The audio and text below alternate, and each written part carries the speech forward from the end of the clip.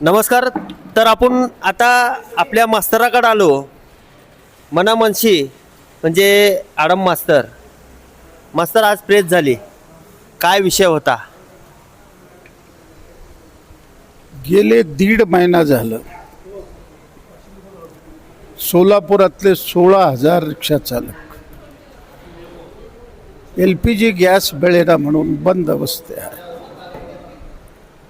आणि कुठं काळा बाजार चालू आहे त्याला बळी पडू लागलेले आहे. उपाशी पोटी राहण्याची पाळी आलेला 1.5 महिना झाला परिस्थिती आहे. आमच्या कृती समितीचे पुढारी कलेक्टरला भेटले. कलेक्टरने एक बैठक घेतली. सगळे अधिकारी समवेत, पंपचालक होते, आमचेही पुढारी होते. काही मार्ग निघाला नाही. रोज पंतप्रधानापासून कलेक्टर आमच्याकडे गॅस आहे, पेट्रोल आहे, डिझेल आहे, अशा वल्गना चालू आहेत. परंतु अक्षरशः सोलापुरातले 10 पंप बंद आहेत. प्रत्येक पंपमधून 1,500-2 हजार गॅस आम्हाला मिळतो. ते पूर्ण 10 पंपाची क्षमता आहे. 20,000 लिटरची क्षमता आहे. तर आमची मागणी आहे की ते 20,000चं 40,000 करा. कायमच्या लोकाला किमान 4 लिटर मिळेल आणि त्यांचं जीवनचक्र चालू होईल. ही आमची प्रमुख मागणी आहे. तर आता पालकमंत्र्यापासून सगळ्याकडे प्रयत्न करतो आहे, त्याला यश मिळत नाही. म्हणून 16 तारखेला महामोर्चा भारतरत्न डॉक्टर बाबासाहेब आंबेडकरला वंदन करून तिथनं निघेल. ह्या पायी मोर्चा असेल. 5,000 लोक पूनम गेटवर जमतील, कलेक्टरला जाऊन भेटतील आणि सांगतील ताबडतोबीनं आम्हाला LPG गॅस 42 रुपये दराने देण्यासंबंधीची घोषणा करा. अन्यथा शहरामध्ये बाबासाहेबाच्या जयंतीनिमित्त एक प्रचंड मिरवणूक निघते. सगळ्या देशामध्ये त्यासंबंधीची एक वलय आहे. ते वलय संपल्यानंतर एक 2-3 दिवसामध्ये सोलापूर बंद करण्याचा निर्णय करू. त्यामध्ये आमदार, खासदार, नगरसेवक, कलेक्टर, पुरवठा अधिकारी, पोलीस कमिशनर, पालकमंत्री या सगळ्याला आम्ही रस्त्यावर फिरू देणार नाही. त्यांच्या घरापुढं शेकडो रिक्षा घेऊन जाऊ आणि आमचा प्रश्न निकाल लागेपर्यंत आम्ही सोडणार नाही. बेहत्तर लाठ्या चालू द्या, आमच्याकडे गोळ्या चालू द्या, आम्ही शांततेने करणार, आक्रमक करणार. पोटामध्ये आग पडलेलं आहे, ते आग बाहेर आल्यानंतर ते कोणी रोखू शकणार नाही. अशा पद्धतीचा लढा लवकरच सोलापूर शहरामध्ये सुरू होईल. मला सांगा मास्तर, हे जे प्रसंग आहे कशामुळे आली? हे प्रसंग की लोकाला, आपल्या सोलापूरकरांना किंवा अख्ख्या भारतातल्या लोकांना हे प्रसंग आलाय, काय वाटतंय? याला असं आहे, भारत वरचे वर अमेरिकेच्या कच्छपी जात आहे. अमेरिकेच्या सांगण्यावरनं आपल्या देशाचे पंतप्रधान 25-26 फेब्रुवारीला इस्रायलचा दौरा केला आणि 3च दिवसामध्ये हमला होतो आहे. की आपल्या देशाची गुटनिरपेक्ष संपूर्ण जग मानवतो भारताचं शब्द आज पूर्णपणे अमेरिकेच्या बाजूने झुकल्यामुळं कुणीही आपल्या बाजूला यायला तयार नाही. काश्मीरमध्ये ज्या वेळेला नरसंहार झाला त्यावेळेला इराण जबरदस्त आपल्या पाठीशी उभा होता. त्याने पाकिस्तानचं उभं निषेध केलं आणि सांगितलं आम्ही पूर्णपणे भारताच्या बाजूला आहे. असं असतानाही एका शब्दाने त्यांच्या राष्ट्राध्यक्षाचं त्या ठिकाणी बॉम्ब घालून संपवलं जातं. एका अक्षराने सुद्धा आमचे पंतप्रधान बोलत नाहीत. अमेरिका विरुद्ध बोलण्याची त्यांची नैतिकता संपलेली आहे.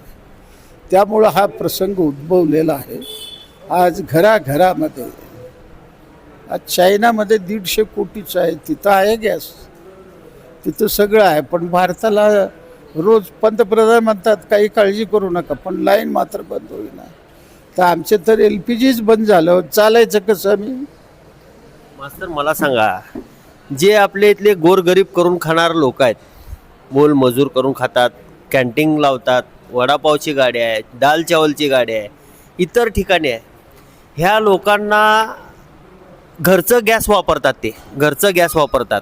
कमर्शियल वापरायला पाहिजे असं तुम्हाला वाटतंय का? ते लोक, माझं प्रामाणिक मत आहे, घरगुती गॅस कोणीही वापरू नये. कमर्शियल गॅस कमर्शियलने वापरावं, रिक्षावाल्याकरता दिलेलं गॅस त्यांनी वापरावं. अशा पद्धतीनं गोंधळ केल्यामुळं काळा बाजार आणि साठेबाजीला रान मोकळं मिळतं. आणि हे जे दलाल माणसं आहेत, सामान्य माणसाला लुटण्याचा त्यांचा रस्ता तयार होतो. त्याला सगळ्यात महत्त्वाचं आहे की अशा पद्धतीनं ज्या ठिकाणी चालू आहे ते पायबंद घालावं. कारण संपूर्ण सरकारी यंत्रणा ही किडलेली आहे. त्या यंत्रणेवर माझा भरोसा राहिलेला नाही. कोणीतरी एखादा अधिकारी असतो सगळं बरं होईल या भ्रमात मी नाही आहे. जनता याबद्दल उठाव करावा लागेल.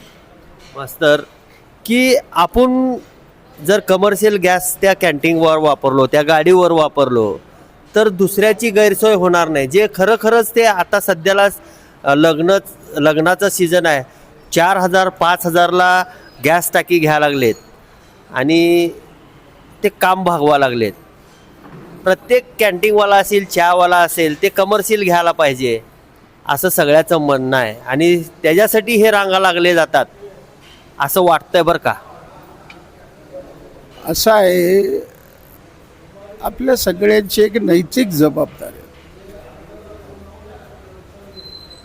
जगण्याकरता आपण कसल्याही मार्गाचा वापर करतो,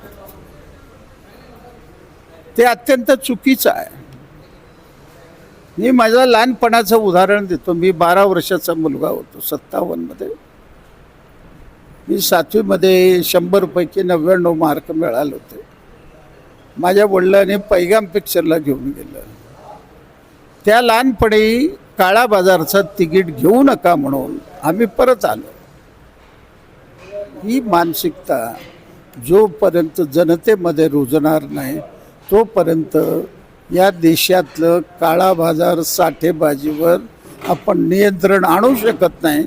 कितीही कायदे करा, त्या कायद्यामधून मार काढतील. आता बघा, रात्री 2 वाजता सिलेंडरचा काळा बाजार होतो. कधी आपण झोपलेला आहे आणि रात्री 2ला चालू आहे आमचं.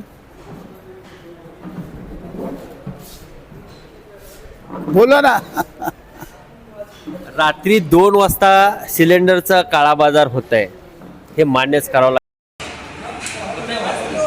पण आपले सोलापूरकर हे जर व्यवस्थित कमर्शियल गॅस वापरले तर दुसऱ्याला जोपर्यंत मतदानामध्ये 1 रुपया घेऊन मतदान करणं असं चित्र निर्माण होईल, त्या जोपर्यंत 1 रुपये घेऊन चित्र बदलणार नाही तोपर्यंत हे काय बदल होणार नाही असं मॅडम मास्तर साहेब म्हणते. खूप काही चांगली माहिती दिली, मुरब्बी आहेत आणि यांना सगळ्या कायद्याचा अभ्यास आहे. चांगले ते एकदम.